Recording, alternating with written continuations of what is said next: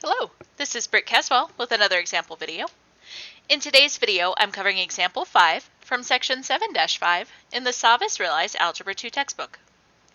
The goal of today's video is to graph a secant function. It's going to be an interesting video for sure. We're actually going to look at the graph that they give us, and I'm going to describe for you how they get that graph.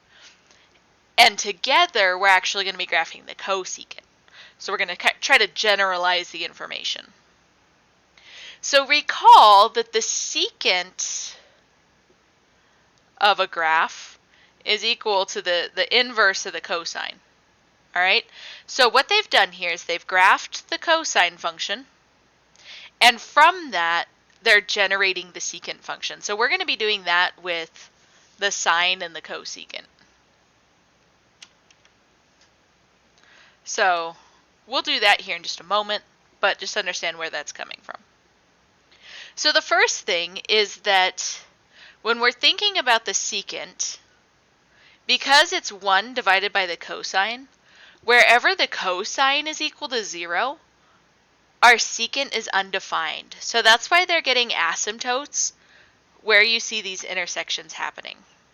Okay, so right here where there's zeros, they have these dotted lines. There's another one here, right? And there's another one here. It's just at the end of the graph, so they don't bother putting it. All right?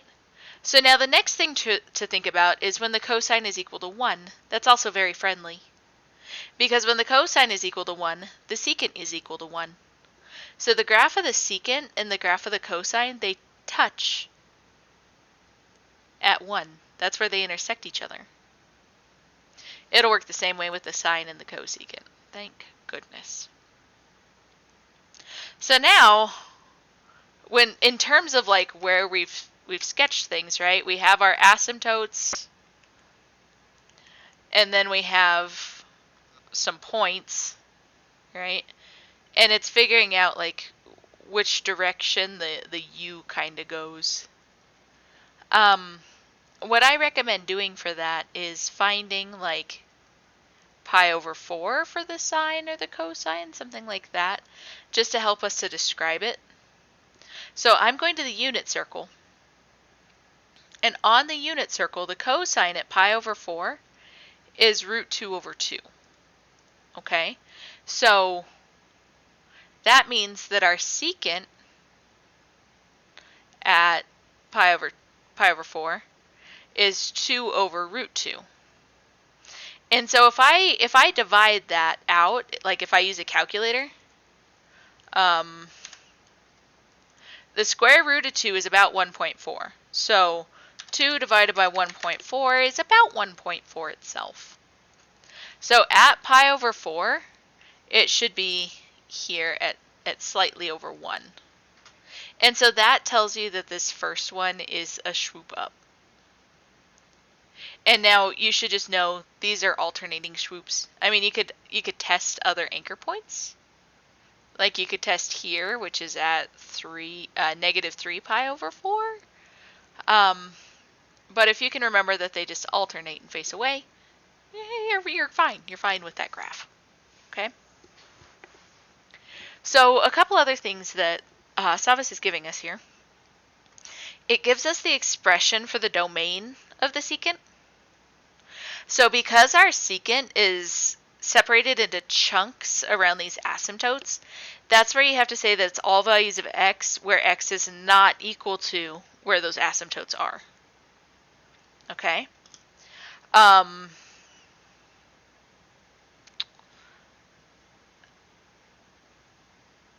then it says, since the graph of the y of cosine changes signs at those values, by those values they mean at the asymptotes, the graph of the secant approaches positive infinity on one side and negative infinity on the other.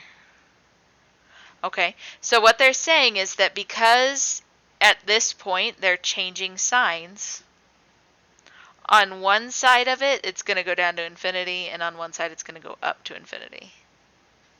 And that's because it changes signs on either side of the 0 here. Kind of wonky, but that's how they're saying that it alternates like that. So we're going to use that knowledge, and I'm going to piece together a graph of the cosecant because they don't give it to us. Thanks, Savvas. So I'm going to start by graphing the sine function. Remember the sine, the curve of the sine goes out to 2 pi. All right, halfway is at pi. I'm just kind of setting up my axis, right? So you guys are used to setting up those axes.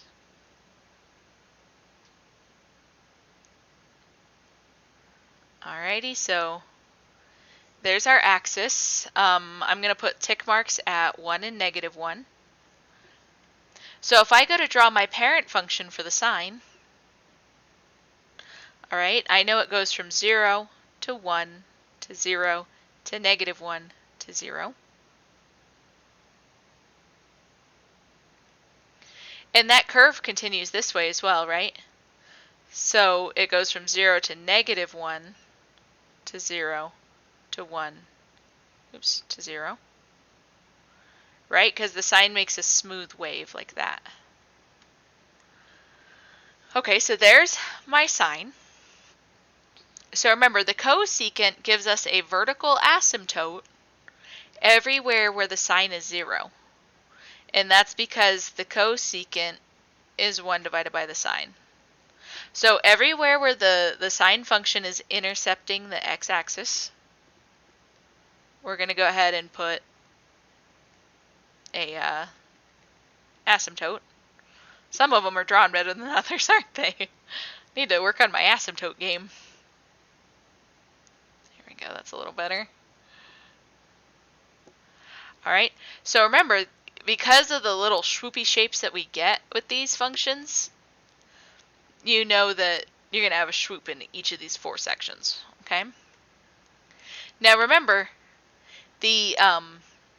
whenever the sine is equal to 1, our cosecant equals 1 as well. And when our sine is -1, our cosecant is -1 as well. So you know that it alternates intercepting these points. So what I can do is I could check out the sine at like pi over 4, like here, and see what that would be and compare it to the cosecant. It's going to work the same way as the secant here. So at pi over 4, our sine is the same thing as our cosine.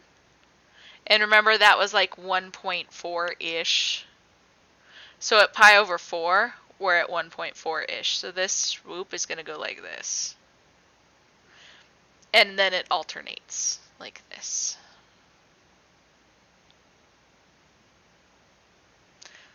Alrighty, so there we have it, guys. That is how to graph a secant function and the cosecant function. Until next time.